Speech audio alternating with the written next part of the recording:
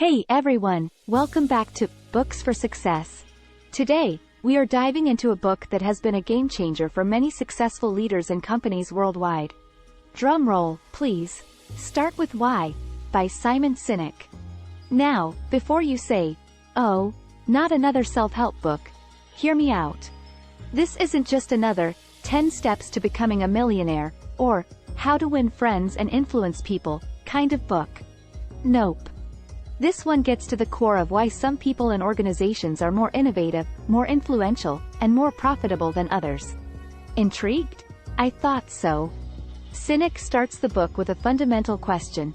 Why do some people and organizations succeed while others fail? It's a question that has puzzled many for years.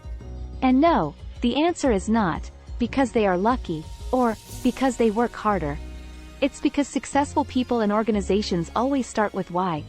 Now, I know what you're thinking. Why? No pun intended. Well, Sinek explains that most organizations start with what. They can tell you what they do. Some can then tell you how. They can tell you the process or the values that set them apart from their competitors.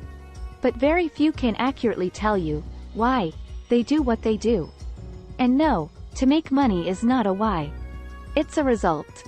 Sinek introduces a concept called the golden circle, which includes 3 layers: why, how, and what. Most organizations work from the outside in, starting with what, then how, and maybe, if they are lucky, they get to the why. But the most successful organizations start from the inside out. They start with why. The why is not about making money. That's a result. The why is about your purpose, cause, or belief. It's the reason your organization exists. And when you start with why, everything else falls into place. For example, let's take Apple. Apple doesn't start with, we make great computers. That's a what. They start with, we believe in challenging the status quo. We believe in thinking differently. That's a why. And guess what? People buy into that why. People don't just buy Apple products because they are great, although they are. They buy them because they believe in the same things that Apple believes in. Sinek uses several other examples in the book to illustrate this point, like the Wright brothers and Martin Luther King Jr. They all started with why.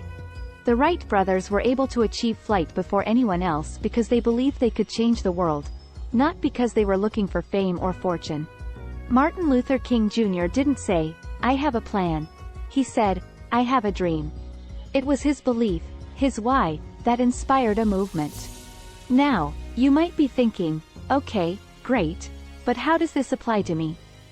Well, Sinek argues that finding your why is not just for businesses or leaders. It's for anyone who wants to inspire others or find fulfillment in what they do. Whether you are a teacher, a parent, or an entrepreneur, starting with why can help you become more successful and fulfilled. So, how do you find your why? Sinek suggests that it starts with looking back at your past and identifying the times when you felt most fulfilled and inspired. What were you doing? Who were you with? What was your contribution? Your why is the thing that inspires you to get out of bed every morning, besides coffee, of course. And no, because I have to go to work, is not a why. It's a result of not knowing your why. Once you have identified your why, the next step is to communicate it to others. This is where the hows and whats come in. Your hows are the actions you take to realize your why. Your whats are the results of those actions. When you start with why, your hows and whats will naturally align with your belief. Sinek also talks about the importance of trust and authenticity. When you start with why, you attract people who believe in the same things you do. This creates a sense of trust and loyalty that is not easily broken. On the other hand, when you start with what, you attract people who are there for the transaction, not the relationship. And those relationships are not as strong or lasting. In conclusion, Start with Why is not just a book about business. It's a book about finding your purpose and inspiring others to join you in your journey. It's about creating a movement, whether it's in your organization, your community, or your personal life. So, the next time you are faced with a decision, whether it's in your personal life or your professional life, start with why. Ask yourself, why am I doing this? What is my purpose? What do I believe? And then, let your hows and whats follow. Thank you for joining me in this episode of Books for Success.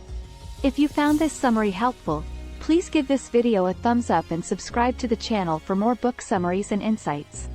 And remember, start with why. Thanks for watching.